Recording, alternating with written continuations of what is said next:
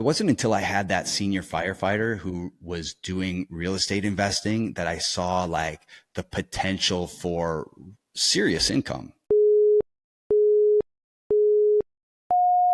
Mike, first of all, I want to welcome you and thank you for joining me today, all the way from sunny Arizona.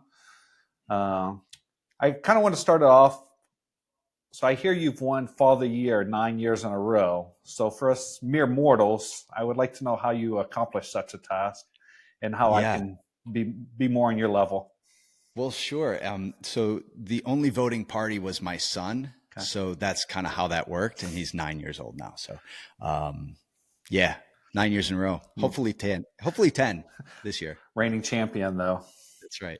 So once you turn 10, Not until March. okay. So you got a little while Yeah. to work at I it. got a little while. I got to work on my game. Yeah. So um, before I kind of asked some questions before we got started or prior to recording, but you said Nico was your greatest why, your son was your greatest why.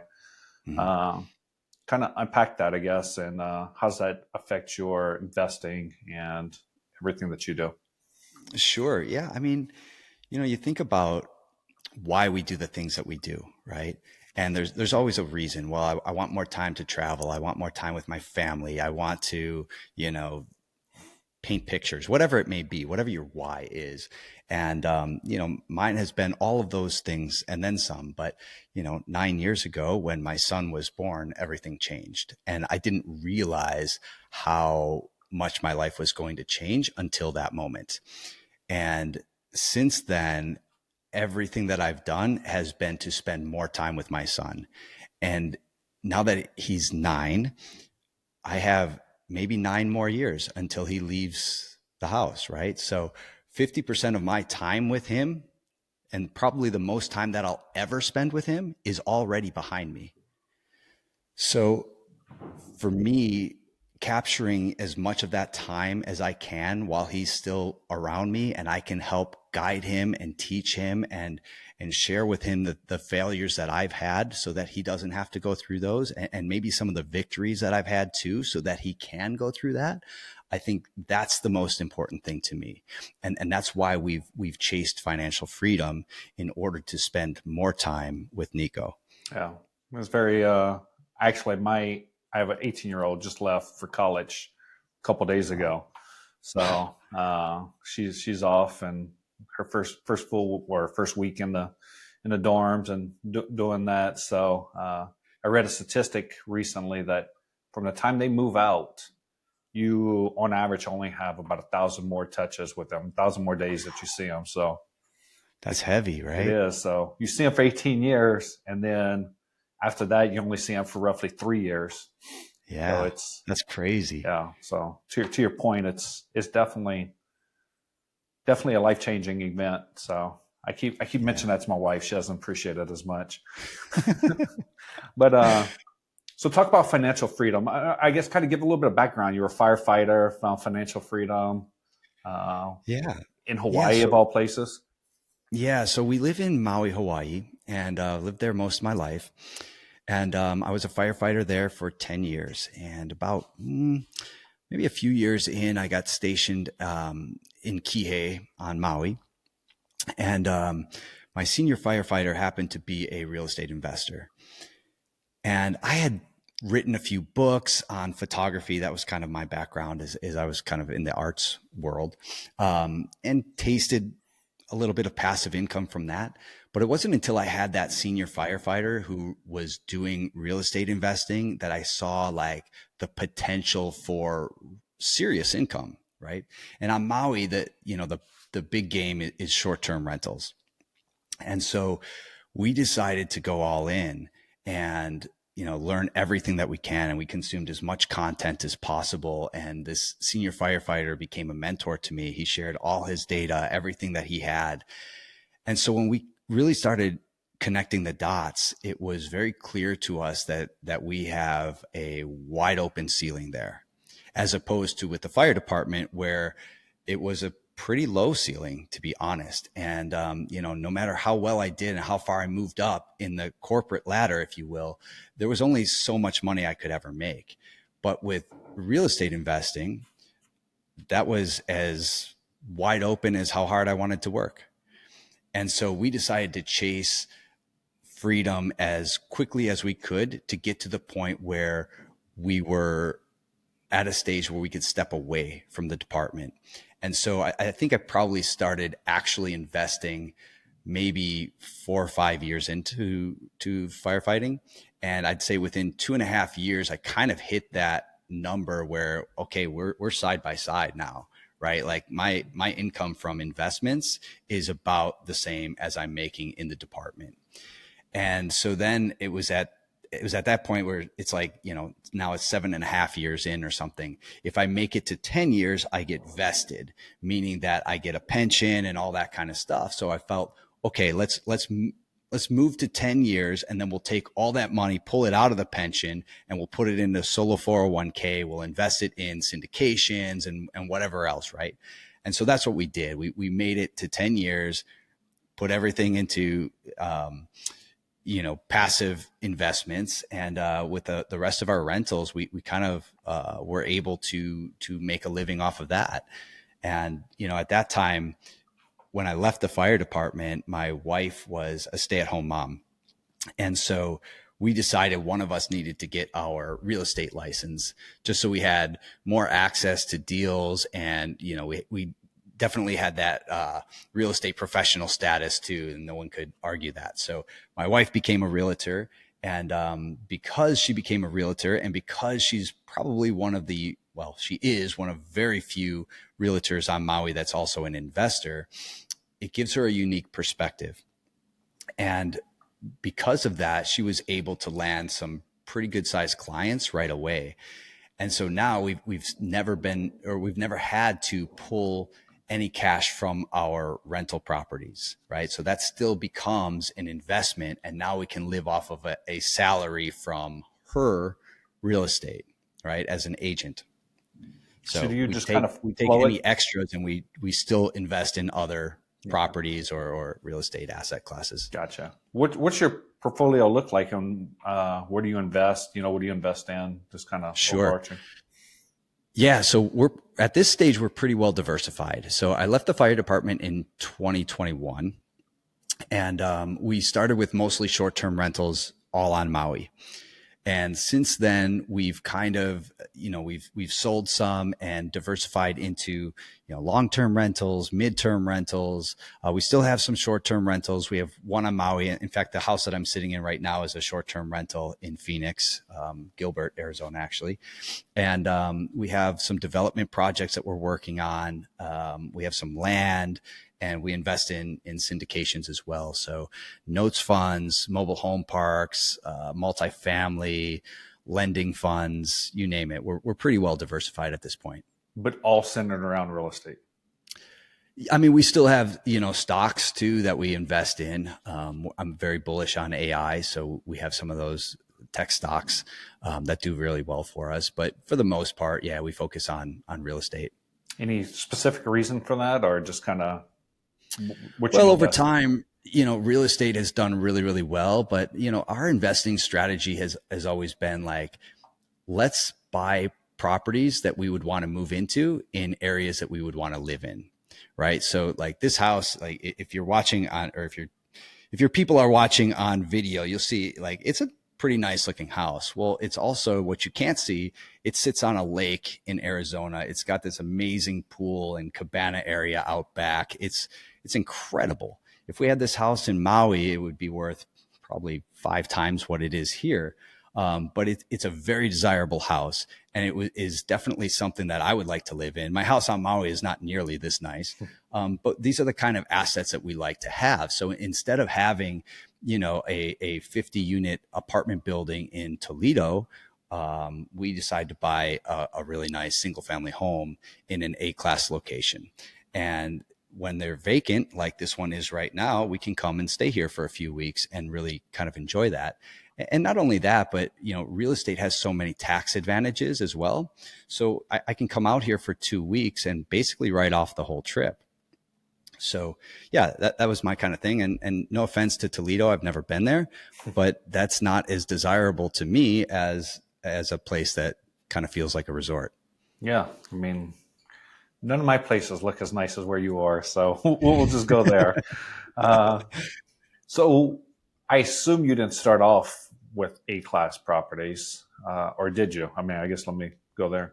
Not really. I mean, we started off with uh, I started off with condos on Maui, and the condos that we were in were uh, developing condos, I guess, developing areas, and it was.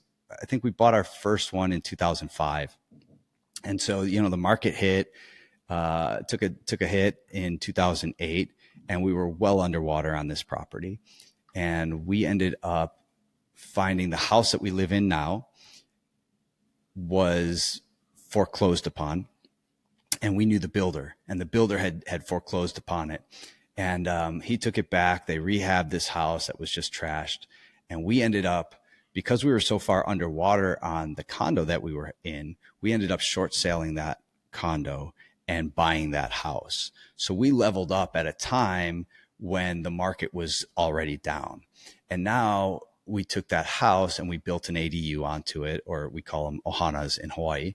So we built an ohana off of that, and we refinanced that. And the property is in a B class area. And so we refinanced that house after we built the ohana, and we pulled out enough cash to buy a hotel zoned short term rental condo on Maui. And that would be definitely B plus, A minus condo. And so we've kept maintaining those B plus, A minus locations for everything that we've had. And a lot of times they're the roughest units or the roughest houses in those locations. So we're putting a ton of money into the renovations of it, but we're adding value every time, right? So our portfolio is not big, but the properties are impressive. Very nice. So you basically able to pull all your cash out fairly early on, and then as long as you're cash flowing and you get the tax write offs and all that stuff, so it's a whole Yep. larger play, if you will. Correct. Yep. Gotcha. Um, so talk about small short-term rentals in Hawaii. Were you kind of grandfathered in? Because if I'm not mistaken, the laws have changed quite a bit in recent years. Yeah. So the laws have changed a lot. And so that's where, having that local knowledge really comes into effect, right? For us, we bought hotel zoned short term rental condos. We knew that they were going to be fine no matter what happened. And so recently they have what's called Bill 9, just was approved. And Bill 9 basically says anything that is apartment zoned, which most of our condos on Maui are apartment zoned, and some of them are being used as short term rentals, they've kind of been grandfathered in until now. Now, what they're saying is we're going to remove all these apartment zoned short term rentals. You can no longer short term rent these. The minimum, anything that's less than 180 days is considered short term rentals. So they all have to be long term rentals. And so we knew that that was a possibility at some point. And so we always bought hotel zoned properties. So the properties that we have are hotel zoned. But it is very, very difficult on Maui to get any kind of single family home or anything like that to have the permits to short term rent. There's a few that are kind of zoned for that. But most of them, if you want to do it, you have to own the property for 5 years before you apply for the permit. And the county of Maui is basically said, we're not giving out any more permits. So very, very difficult. The only way to really do it is to have a hotel zoned condo. Okay. Is any of that have to do with the Maui fires, or is that? I mean, I Yeah. assume housing they lost quite a few. So Yeah, for sure. The fires definitely were a catalyst.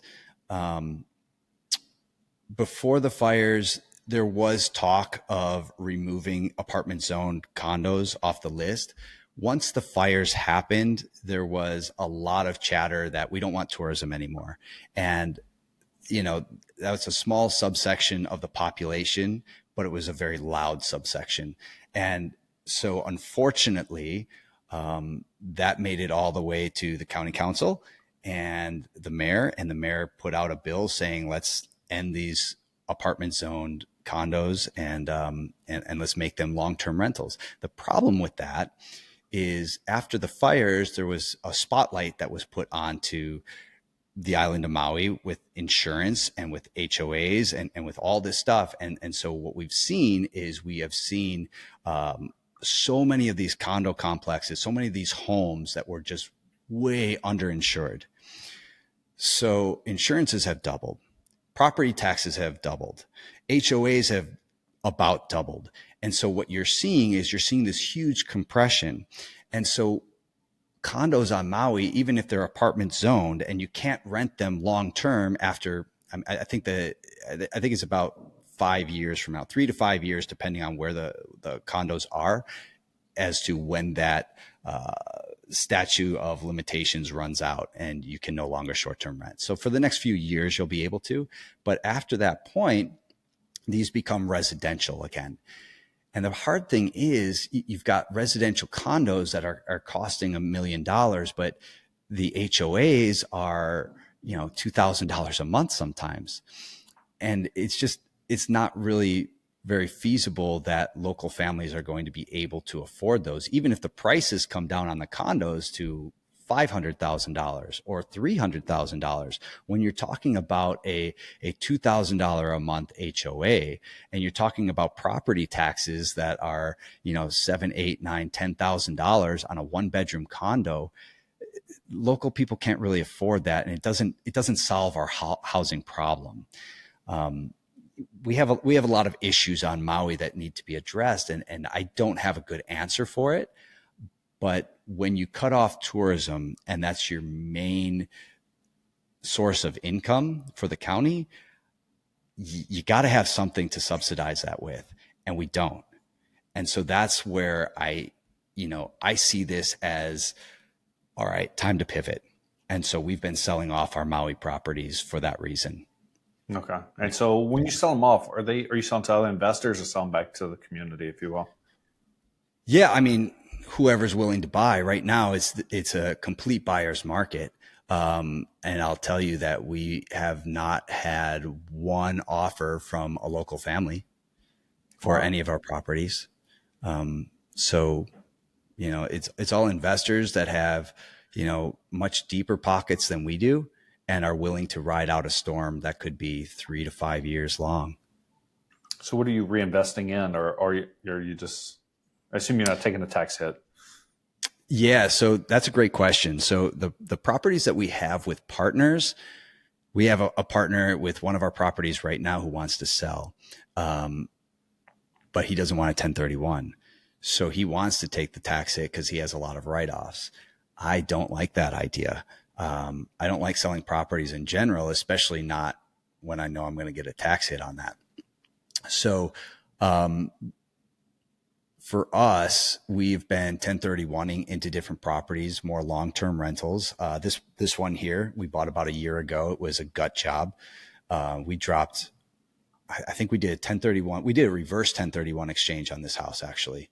And so what that means, because I know a lot of people haven't heard of that, but a reverse 1031 exchange is essentially we bought this property in cash. And then so actually, let me back up. So we sold a condo for $1.4 million. We bought this house for right around $1 million.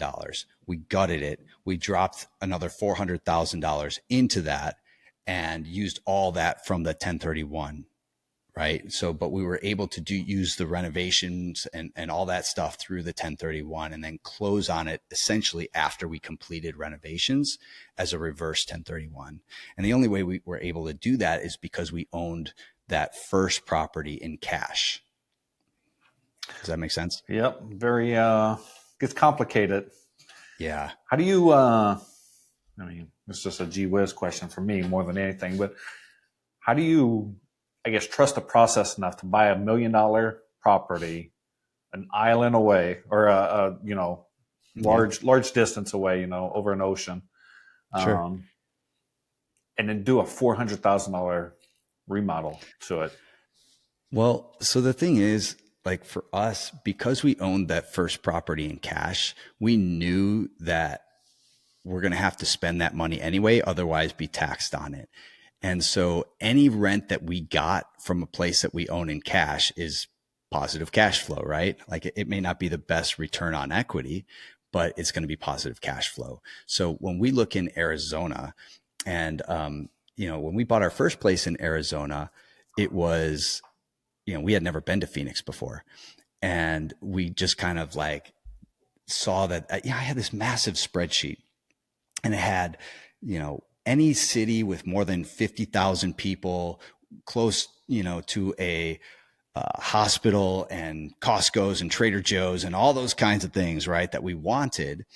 And we just looked at all the demographics. We looked at what were ingress markets, where the jobs were growing, where the crime levels were low, all those kinds of things. And, we were looking anything west of the Rocky Mountains because we wanted to make it one flight to Maui, essentially. And so when we bought in Phoenix, like I said, I had never been here, but I knew like, okay, the numbers work really, really well. And when we dove into Phoenix, we're like, okay, well, help me understand Phoenix. And so I called some property management companies, and they basically said, look, if you drew a line down the middle of Phoenix, right, you would have the East Valley and the West Valley. And the way that they described it was, for the most part, your East Valley is more of your white collar jobs, things like that. And the West Valley would be more of your blue collar jobs. I said, okay, well, I would want to be in the white collar area, right? Okay, that's your Scottsdale, Chandler, Mesa, Gilbert, whatever. There's more of that on that side. Okay, cool. Well, again, I know nothing about Phoenix. I just know it's hot and it's a desert. So do they have water there? So I go into Google Maps and I zoom in, and I find like there's a little river that runs through Phoenix. Okay, cool. But then there's all these little communities that have these little man-made lakes. I was like, well, that's cool. I would want to be on the water. What does a waterfront house in the desert cost? That's got to be a fortune. And I zoom in and I'm like, I'm on Zillow, right? And these properties are not much more money than the properties across the street. I was like, well, that's weird. How could a waterfront property in a desert not be more desirable than one that's not on the water? So it's like, okay, well, let's look at waterfront properties in Phoenix. And it's like, well, what else would I want? Well, I would want a safe community. So maybe gated communities. Are there any gated communities? And so everything kept pointing us to Gilbert, Arizona. And I'm like, okay, never been there, but there are 2 gated communities that have these man-made lakes in Gilbert, Arizona. I was like, all right. So I knew I could look into these 2 communities. So now I have a very tight circle of what I wanted. And there's only a couple hundred houses probably that are waterfront in these gated communities. So I kept my eye open and I found one. The first one was in 2020, and we ended up buying it sight unseen. And this thing has been killer for us. We came out after we got it under contract. I couldn't leave because I was in the fire department and they were not allowing us to travel at that time. So I sent my wife out here, and she walked this house and she's like, this house is great. The pictures were terrible, but we thought these were all yellow walls and old carpet. So like, everything is great in here. I mean, small rehab necessary, but nothing major. It's like, great. And so we got that one up and running, and it started producing really well for us. And so we're like, well, I don't know if this is lightning in a bottle or not, but we kept our eyes looking for properties like this. And so I was actually out here after a conference about a year ago, a little over a year ago now. And I've been looking and looking and looking and couldn't find any more homes on the water for sale. And the day that I was flying out, this house that I'm sitting in now came on the market, and they had an open house that same day. So I was like, great, rush over to it, because I know there's only 2 communities, right? So I rushed over, and this community is a little bit nicer than the other one that we're in. And so I rush over, I walk the open house, and I see this house, and I'm like, oh my gosh, like it was a mess. And I was like, okay, I think we're going to pass on that, because they wanted $1 million for it. I was like, oh, man, this house is going to just take a fortune. And I got back home and I started thinking about it, because my goal was like, what if we got 2 really nice houses for this $1.4 million 1031? And I wanted one here and I wanted one in St. George, Utah. And so I had a couple in St. George I couldn't get under contract with. And I had two here that I was under contract with, but neither of them were on the water. So when this one, I looked at them both again and they were both nice houses. But this one, I was like, man, what if we did a reverse 1031 exchange? We bought this house and we did a major reno to it. And I thought about it for a long time. I talked to my wife about it and to our accountant, and basically we're like, you know what, let's pull the trigger on it. And we did. And it was a very long process, but it turned out incredible. This house is really, really a special property for us. So it doesn't cash flow as well as I would like it to, but because we own it in cash, it's still producing pretty darn well. Yeah, I can imagine. I mean, I assume this time of year it's a little slower because of the heat, and that's why you're Yeah, there. exactly. It's slower because of the heat, but it's funny because we were out here. We got here maybe 2 or 3 weeks ago, and it's 110 degrees outside. And we walk into the pool because we have a pool and a hot tub that we put here, and they're all both heated if we need them to be. Obviously, this time of year we don't need it to be, but we walk into the pool and the pool's like 89 degrees, right? The water, and we're just like, this is amazing. So it's 110 degrees outside, but the pool's in the shade after about 3 o'clock in the afternoon. We must have been in that pool for 8 hours the first day and just enjoying it. And like, I had a fishing pole. I could just fish into the lake right behind the pool. The Oh, it's pool that just dropped close. into the lake. Yeah, it's right in the backyard. So we have these properties. They're on lakes in gated communities in Arizona, and one's doing really, really well. The other one is doing okay. But now we have data too. So whether we hold these things forever or not, I don't know. This one that we're in, I would like to refinance when rates come down and use that capital to buy different properties. But yeah, it does well enough that it wasn't a bad move. And getting the money out of Maui was actually a good move because we own an identical unit to the one that we sold for this house, and it's probably dropped about $400,000 in equity this year. Wow, Yeah. very interesting. So, Yeah. yeah, I wouldn't think prices dropping in Maui, but I guess. Well, all of that political and the Bill 9 and everything else is doing a lot of damage, and it's just transitioning things, I suppose. Yeah. So we'll see where that lands when the dust settles. But right now there's a lot of lawsuits and there's a lot of confusion and there's a lot of things, and we don't know where it's going to land. So for us, it's like, let's pull our cards off the table. Let's move them to other locations and see what we can do. Gotcha. Transition a little bit before got started. You mentioned something about alignment and how you try to focus on alignment. What does that mean to you? And how do you keep from drifting off from alignment when opportunities come your way or just seasons change? Yeah, totally. I think, what we were talking about before, it's really understanding what that why is and making sure that that why is the most important thing. Because when you start making money in real estate, it does become addictive. And it's very easy to play keeping up with the Joneses. We have a lot of people in our circle who are a lot more successful than we are. And we love hanging out with them because we learn from them and they help us to be better people. However, they love hanging out with us, even though we don't add a lot of value to them as far as the real estate goes, because of our stress-free lifestyle, because we have kept the goalpost where it always was, right? And so we're growing closer as a family, and that's inspiring to people who are growing more in the business realm. So we're all trying to, create this perfect circle where we're aligned with, our businesses and our family and our community and all these things, right? But we have a lot of work to do in a lot of different facets of our circle. And so, but the most important thing for us is making sure our family is in alignment. And so, one of the reasons we're out here is we just did this big family camp in New Mexico, and it was phenomenal. It was a phenomenal way for us to connect with other entrepreneurial couples and people with the same kind of mindset. What I mean, can you go into that? What was it? What is it? A group, or is it just Sure. some people that you're friends with, or kind of unpack that a little bit? Yeah. They're almost all real estate investors. So, you know, if you know AJ and Tessa Osborne, they're really, really close friends of ours. And Tessa started this with Nate Robbins. And if you're in real estate investing, then you may know Nate. He MCs a lot of conferences. But they put this together and they keep it pretty limited to maybe 15, 20 families.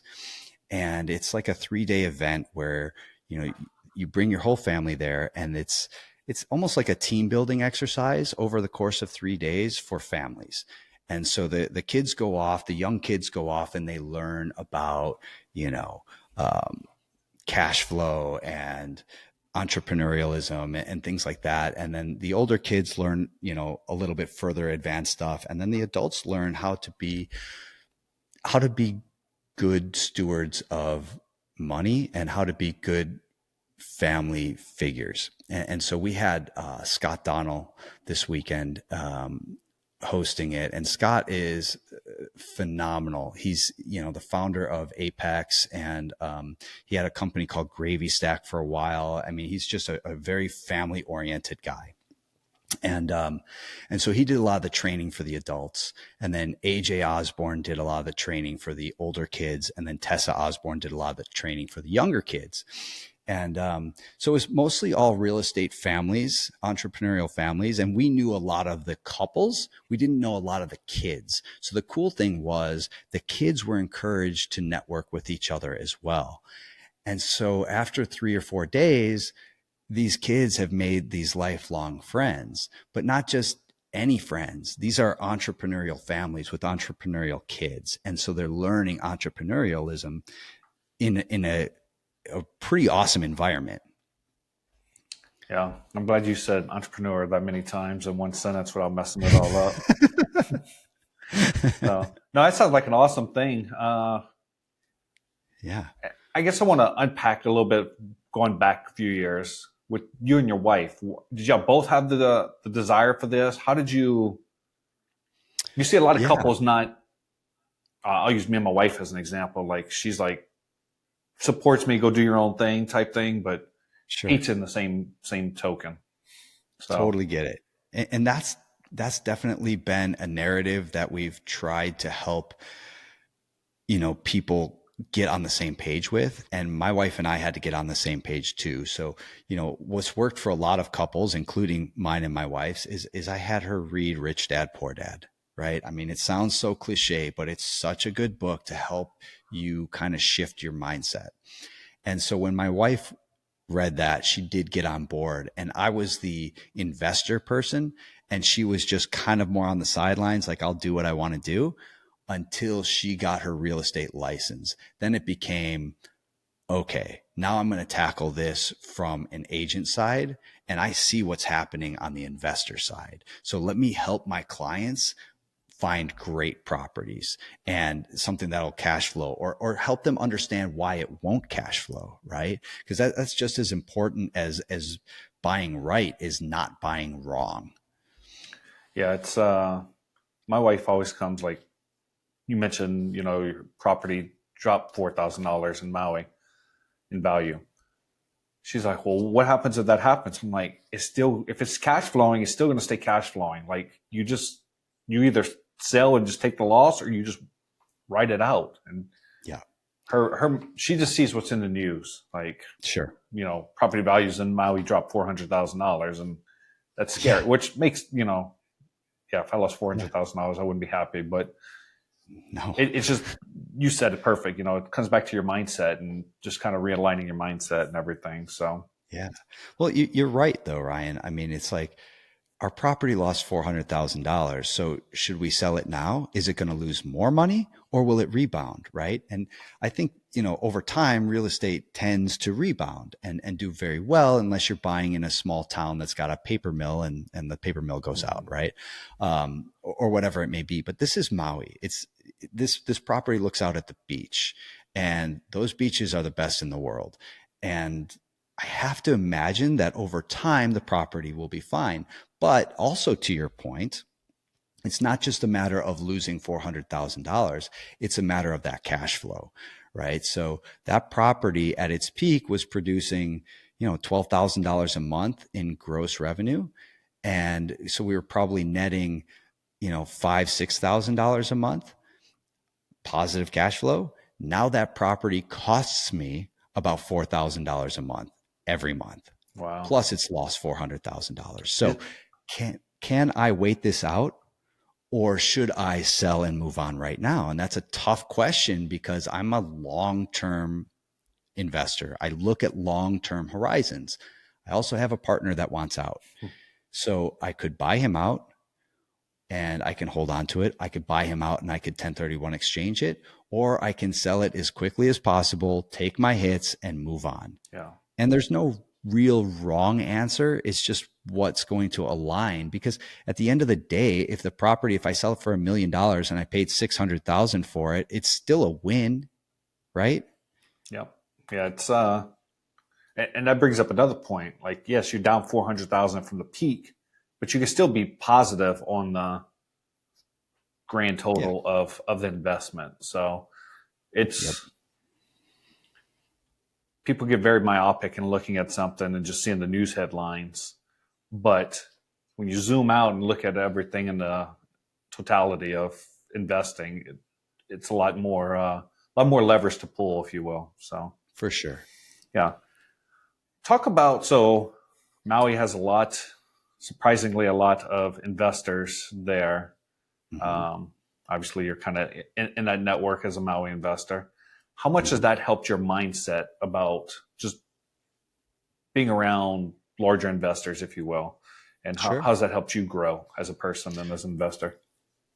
Yeah, it helps me get inspired by seeing the things that a lot of the larger investors are doing. And we're really close friends with Brandon and Heather Turner and Cam and Lexi Cathcart and people like that. And Brandon, he's got a lot of influence in the investor community and he knows a lot of amazing people.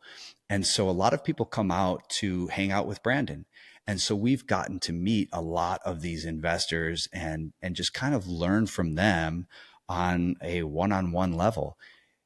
And it's always great to see what other people are doing, but it also helps us to learn what we don't want to do. And I see a lot of these investors that are really, really stressed out. And, I'm not saying Brandon or Cam, but I'm saying some of the other people that we run into because they're so ultra leveraged on things. And when the interest rates climb to where they are, it's hard to make cash flow. And cash flow is what you need to run a business, any business, right?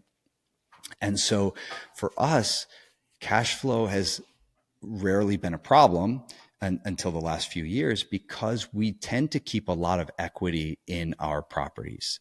So like I mentioned to you, this one that I'm sitting in, we own in cash. So anything is going to cash flow, anything we get coming in. Now, I don't want to rent it out for $100 a month, but a property like this should pull in $7,500 a month.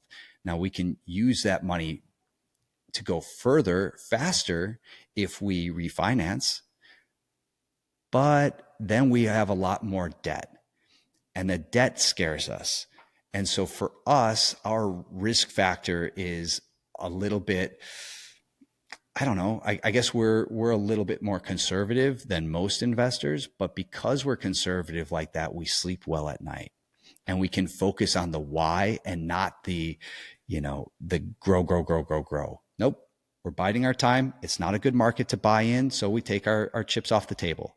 And when the market is right again, then we put the chips back on. But until then, we are putting our money into something that is cash flowing and that is liquid. Yeah, and I guess that kind of all goes back to your alignment. Like you have a why, you have a lot of times I call it the North Star. Yep. Somewhere to align to, and Mm-hmm. then if it doesn't meet that criteria, be it as an investment, a family investment, if you will, with family time and stuff, then I assume, just say no to it. Yeah. Yeah. Yeah. I mean, we're always looking for opportunities. But if they don't align or if they are going to be more work or more stress or more debt than we feel comfortable with, then we do pass on them. Yeah. Um, so talk, I guess, some about the tensions between pursuing financial freedom and staying true to your calling. Because sometimes, I mean, I assume it's got to be hard that you see this great deal, or you see Brandon just closed this 350 unit in Texas or whatever. I'm just making up. I don't Yeah. know what he's done lately, but like it's got to be hard. Yeah, it is. You want a piece of every deal, right? As investors, we want to be in on every deal. But in reality, we also we have to think about does this make sense for us?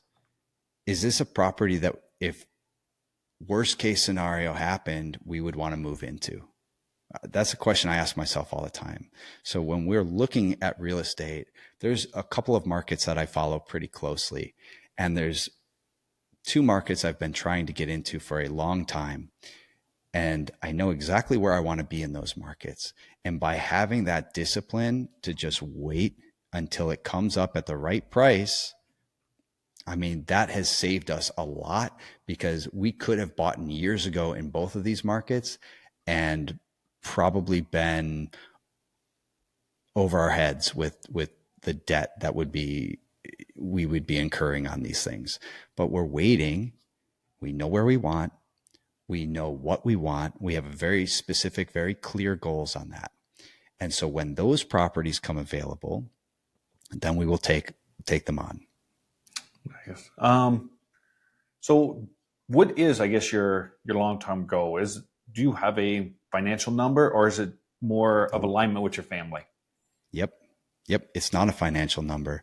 So like you can talk to a lot of investors and they'll be like, look, I want to hit 6 figures a month in cash flow. That's great.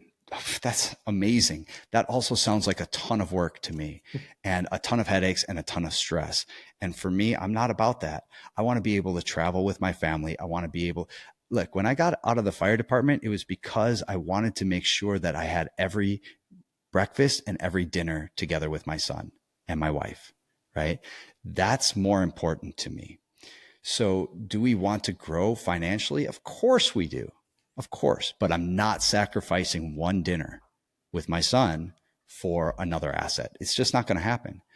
And so we are certainly poised to grow, but we're going to grow slower than a lot of other investors. We're going to have less risk than other investors, but we're going to be in the game a lot longer too, because we are very disciplined with what we're looking for and what makes sense to us. So right now we're looking at things that, most deals don't make sense unless you're putting down 30, 40, 50%, right? Yeah, So it's that's what we're looking to do. And we don't, the assets that we're looking for, we have a piece of land that we want to build on. Doesn't make sense to build on it right now, but we have the land. And when it does make sense for us to build, that property that we build is going to be incredible because it is in A plus location. yeah, it's you remind me doing this interview. I don't know if you know him, Grant Frankie here. Yeah. Yeah. He was actually at that family camp that we were just Oh, at. was he there? Yeah. Okay. Yeah. Him and his family. But I just met him. yeah, so it's y'all have a very similar philosophy to Yeah. Yeah, he's great. He and his family were all great. And I had just met them. I didn't know any of them. Our boys aligned really well. And yeah, he's someone I'm hoping to get to know a little bit better. yeah, he's a good guy. He invests a couple hours down the road from here, so Nice. not Nice. I actually interviewed him as well, so he was one of the previous. But yeah, it's just hearing your speaking and the slow, methodical, taking less risks, but taking, ensuring a more long term vision. Just kind Mm-hmm. of reminded me a lot as you were speaking about that. Yeah. So Awesome. when you got into investing, how did you? Was it strictly family that got you there? I guess like what is alignment to you? I guess to put it another way, like how does if someone is getting into it, how do they come up with their alignment picture, their freedom number, their freedom goal, Sure. however you want to word that, Yeah. and start marching to their own drum? I think that's something that is different for each individual, right? And for us, we were a family first, right? It was myself and my wife, and we had to figure out what was important to us. And so, I had read Cameron Herold's Vivid Vision years ago, and I really liked that. I liked getting very, very clear on what we wanted. And so I sat down and I wrote a personal vivid vision of what I wanted in my life. And then I asked my wife to do the same thing. And we brought those two visions together and we saw where they overlapped. And then we wrote a family vision of what we wanted. What are the things that are important to us? We don't care about money. That doesn't matter. Okay. The money is a tool to get us to where we need to go. Right. And so there were so many things that aligned with us, right? Like we loved travel, we loved family time, we loved adventures and creating memories, and those kinds of things were very important to us. So, um, looking at that and looking at what we were giving up at the time, my wife was a stay-at-home mom so that she could be with our son. But I was a firefighter and I was on 24-hour shifts at a time. And so I was missing those dinners. I was missing birthdays. I was missing, a lot of events because of the 9-day rotating schedule that I was on.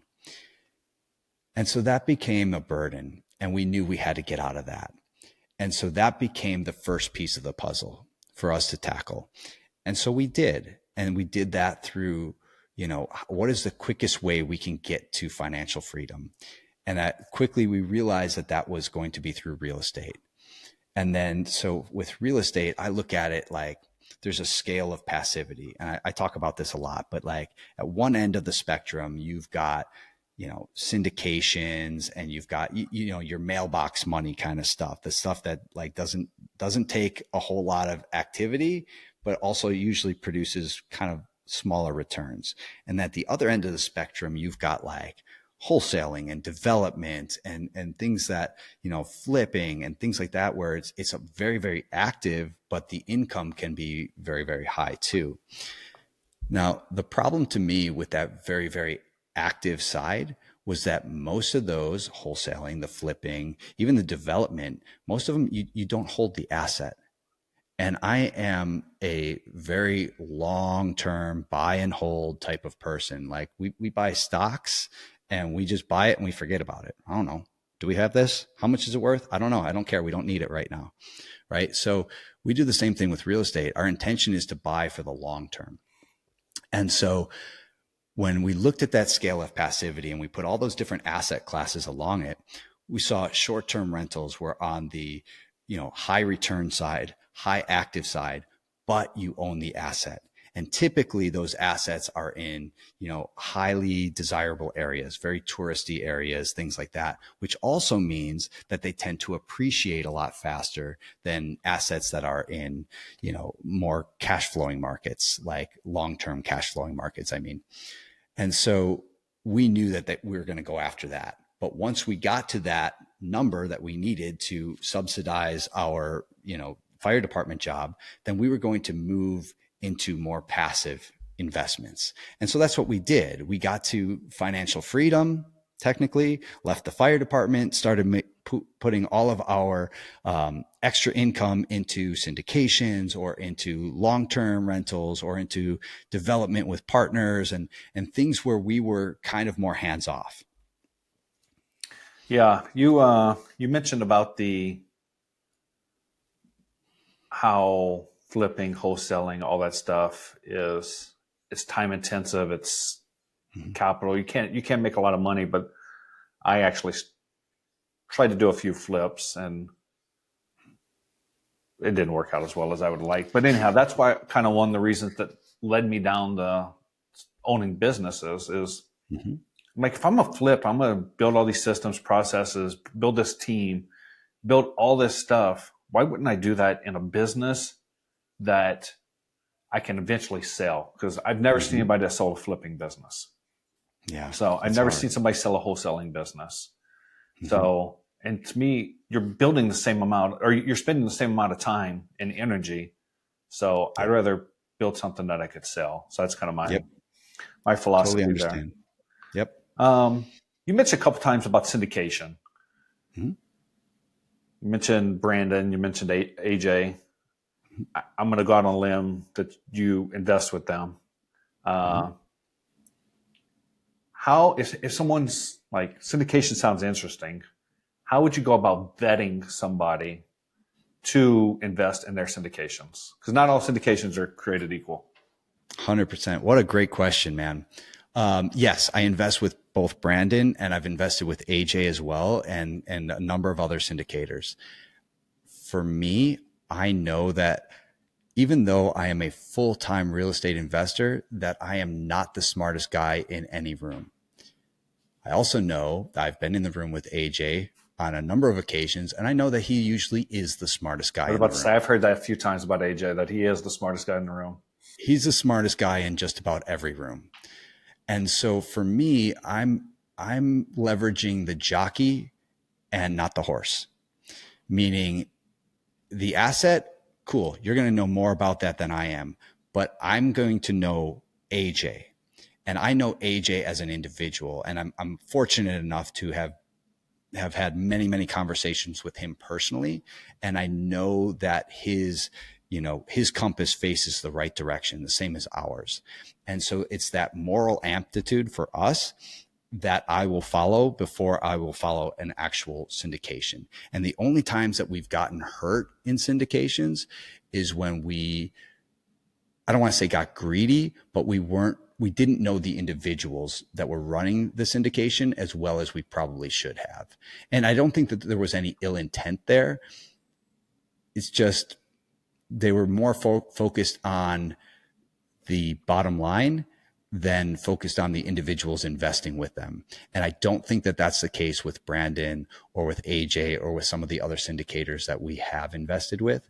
It's because that they are genuine individuals and they really truly care about each other and their investors. And they are trying, like the conversations that I've had with Brandon, this is a terrible market, right? For especially for syndicators, they're getting crushed left and right. And Brandon is so focused on how he can save some of the deals that may not have been his home runs, right? And how he can do that for his investors. He's putting his own money into stuff all the time to try and save assets that are struggling. And for me, like that is the characteristic of somebody who I would want to invest with, right? Because look, everybody's getting hurt right now. Lots of syndicators are getting hurt. The guys that are really trying to make it happen and doing everything they can to avoid capital calls or whatnot, those are the guys that I'm willing to put money in with. And if we lose money, at least I know we lost it not because of who they were and their character. We lost it because of the market. And that's a risk that we're willing to take. That's why they call it investing. Like Yeah. it's not called winning. Yeah. So, but yeah, I think that's a great point. And late teens, early 20s, everybody was getting into syndications. Like you just bought something, it doubled in price overnight, and you won, and Yep. you look like a rock star. And so, Yeah. it's this market isn't that. So It's I not, see people losing money left and right, and I sadly. quit following it some, but Yeah. more focused on the business side nowadays than a lot of the real estate numbers. But Sure. you still hear enough grumblings of it to know that it's not the greatest. Yep. So if someone's listening to us and they're in a W-2 job and they're like, this isn't for me, I want to get out, I'm working crazy shifts, 24-hour shifts, all that stuff. Maybe they're in a high cost of living area like you, Mm-hmm. but they want to make that change. What's one piece of advice that you would recommend to them? Is it pick up Rich Dad Poor Dad? Is it some other book? Is it Yeah. education, mastermind? What would you recommend to them? Yeah. That's a good question too. I think you got to be willing to have a long term viewpoint, right? Because you're not going to get out of your W 2 overnight. investing takes a long time, especially in the market that we're in right now. I would say start with education. And that means reading the books, reading the Rich Dad, Poor Dads and the ABCs of real estate investing and all of those books, right? Read as much as you can, get on forums, get on like you can, there's a lot of people that say social media is, going to rot your brain and all this. I'm of a completely different approach. I use social media as education. So I follow the people who are posting things that I want to learn about. So whether it's real estate, I'm following the AJ Osbornes and the Brandon Turners and a lot of those guys. But I'm also following, AI stuff and how that can help my business, right? I'm listening to the podcast. I'm going on the forums. I'm going to the events. I go to a lot of conferences and I network because networking has brought me a ton of deals. And so, and not just deals, but it helps you get around the right people. So masterminds, networking, conferences, all that kind of stuff, get in the room, real estate meetups. Like we host a meetup every month when we're back in Maui.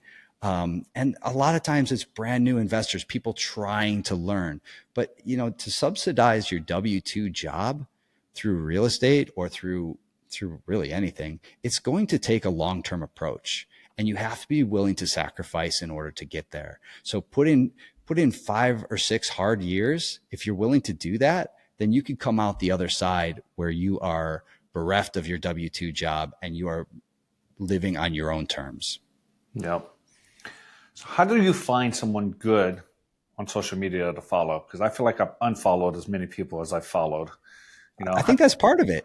To be honest, like there's a lot of people that are posting stuff out there. I'm crushing it on this deal. I just crushed it on this. I'm like, we're making all this money. Look at my Lambos. Look at the, that is not real.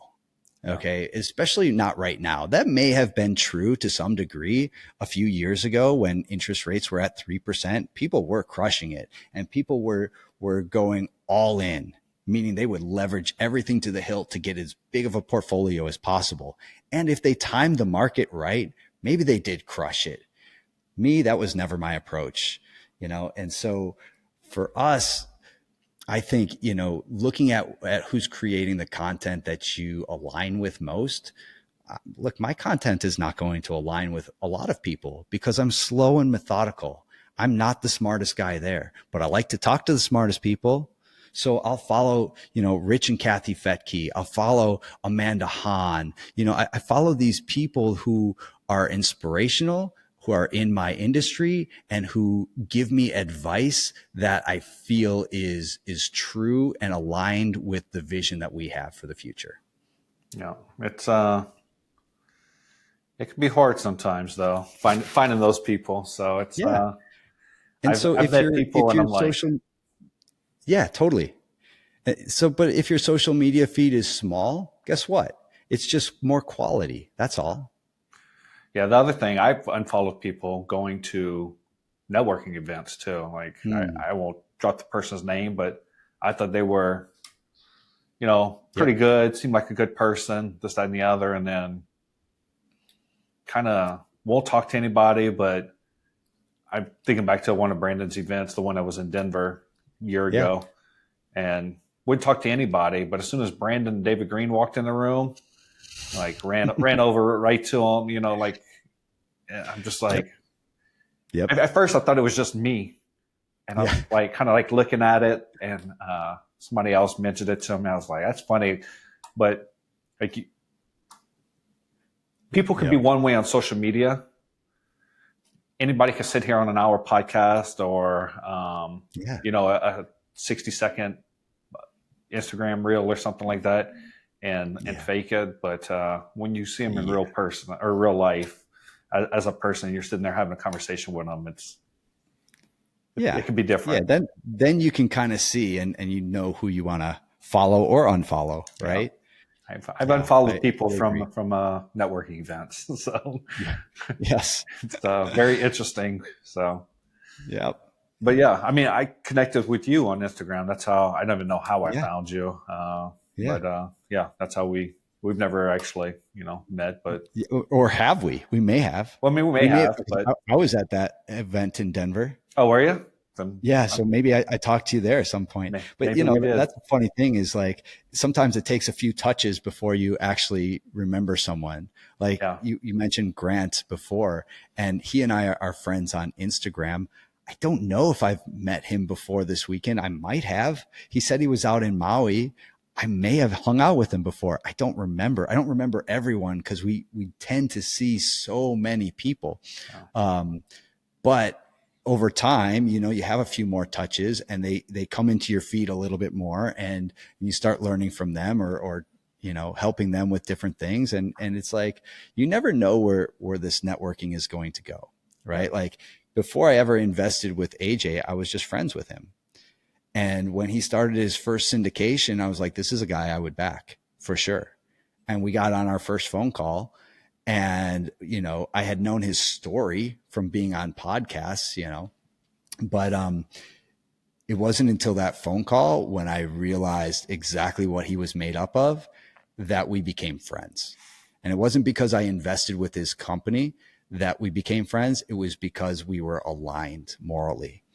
And so, we've vacationed with them. We've spent Christmases with them, and Brandon at the same place. We all rented a house together one year up in northern Idaho.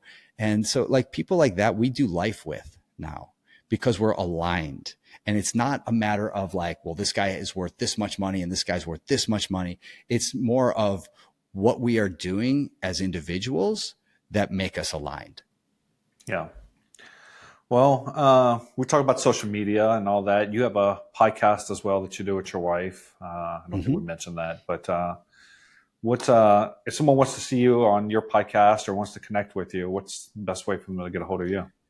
Yeah. I mean, we talked about Instagram. That's probably our best bet. We're at Our Family Invests.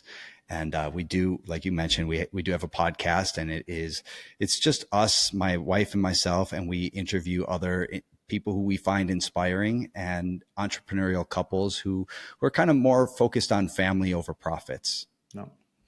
And we didn't, or you mentioned it briefly, but you did photography before. Did that help you with your podcast? Because you have to go back and look at like my first one or two. Like I knew nothing about video, nothing about. I mean, I still don't know much, but I've gotten better. Yeah, did that that's help a good you? question. I think it did. I mean, I went to art school. I graduated from the Art Institute of Colorado. And so I had a graphic design, branding, and identity background. I did photography. In fact, you can see that photo right there behind me. That's one of mine. Nice.